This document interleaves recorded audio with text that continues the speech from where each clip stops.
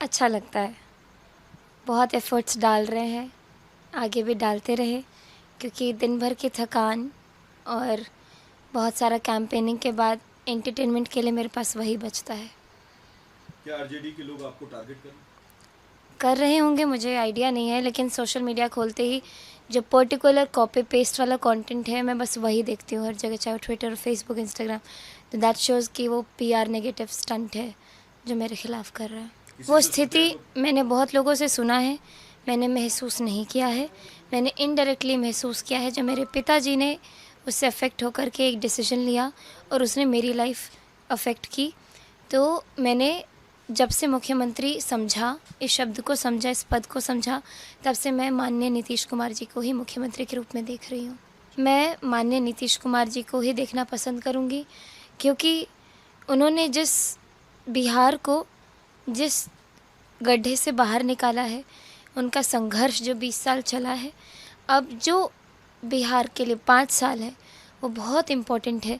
तो कोई वैसा ही दूरदर्शी नेता ही उस चीज़ को समझ करके, जिसने खून पसीना लगा करके बिहार को सींचा है, आगे भी 5 साल हम चाहते हैं कि वही बने रहें, ताकि जो काम छूट गए हैं वो करते हुए रहें। आपने जैसे ही बोला तो मुझे तो ये समझ में नहीं आ रहा है कि हर एक घर में सरकारी नौकरी कैसे मिल सकती है, क्योंकि सरकार के पास भी सरकारी नौकरियों में भी लिमिटेशंस हैं।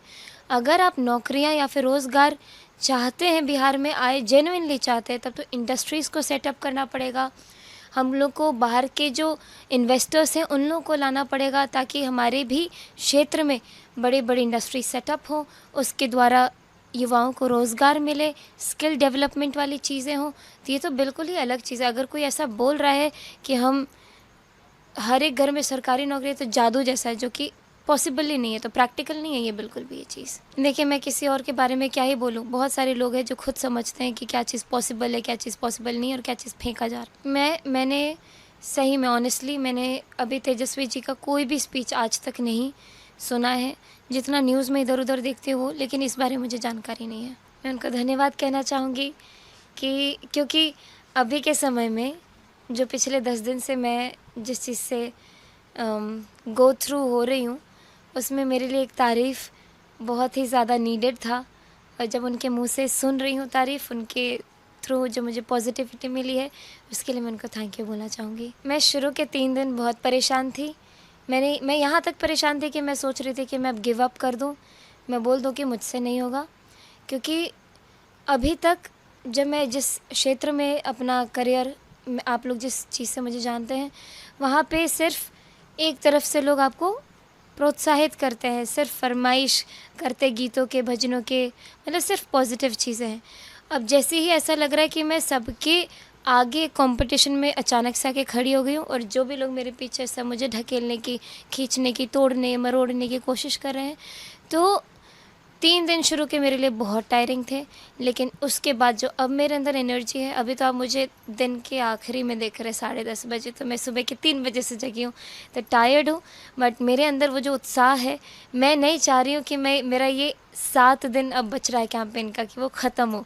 मैं चाह रही हूँ और बढ़ते रहे, क्योंकि लगातार इतने लोगों से मिलती हूँ, इतनी सारे लोगों की पॉज़िटिव चीज़ें सुनती हूँ, तो मुझे बहुत हिम्मत मिलती है। मुझे नहीं पता कहाँ से आ रही है, लेकिन मैं एक शक्ति पे विश्वास रखती हूँ।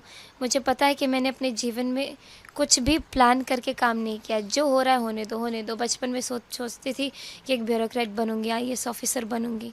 फिर उसके बाद पढ़ाई-लिखाई शुरू की, उसके बाद संगीत ने मुझे इस तरीके से अपने अंदर समाहित किया कि पूरी तरीके से संगीत में चली गई। अब एकदम से राजनीति ने अपने द्वार मेरे लिए खोले हैं।